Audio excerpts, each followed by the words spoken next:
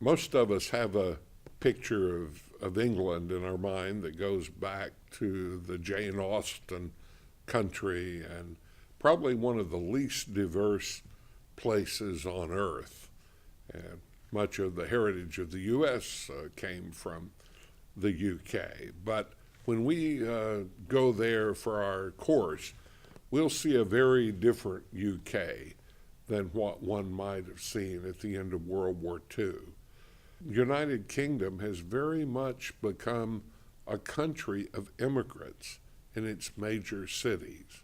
Of course, we all know that the British had a vast colonial structure, an empire around the world, and they have historically welcomed immigrants from those countries. And in the past 30 years, they have not hesitated to flock to the UK, Bangladeshis, Pakistanis, West Indians, Africans, many nations represented.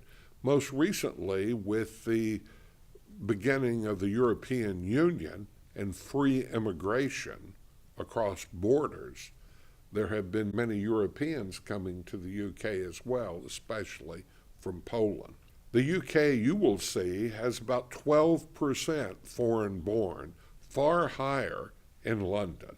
As you walk the streets of London, you will say it's not 12%, it's more like 30%. And that's probably correct. But just about everywhere, the immigrant population is more prevalent.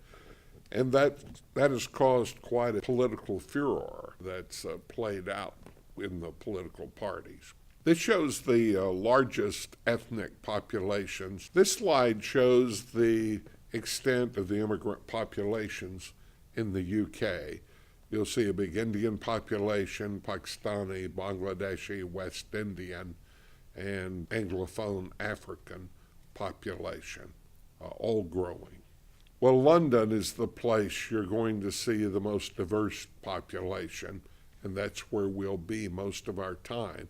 It'll be interesting to go out to the West Country to see how that changes out into Bristol, Cardiff, Bath, because it will not be quite as diverse.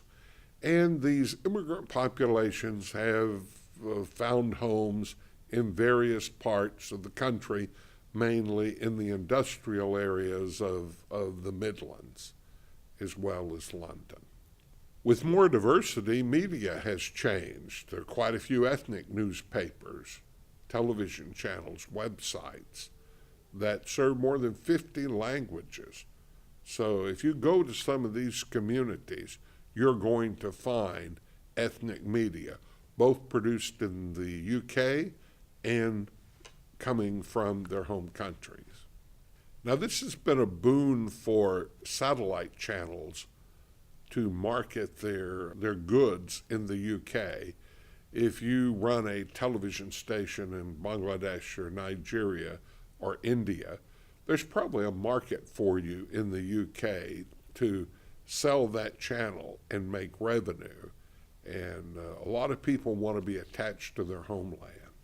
British Sky Broadcasting, B-Sky-B, which is the multi-channel provider dominant in the UK, has assembled packages of various types of ethnic programming, much like cable companies have assembled that in the UK.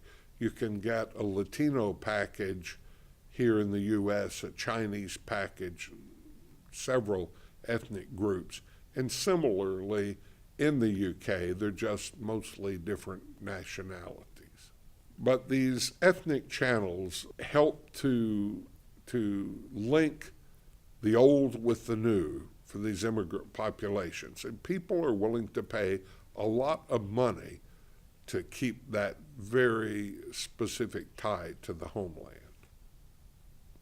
There are some channels that actually originate from England, and the critical mass is enough where the companies can afford to start their own versions of things. Example given here is Black Entertainment Television has a BET channel that comes from London.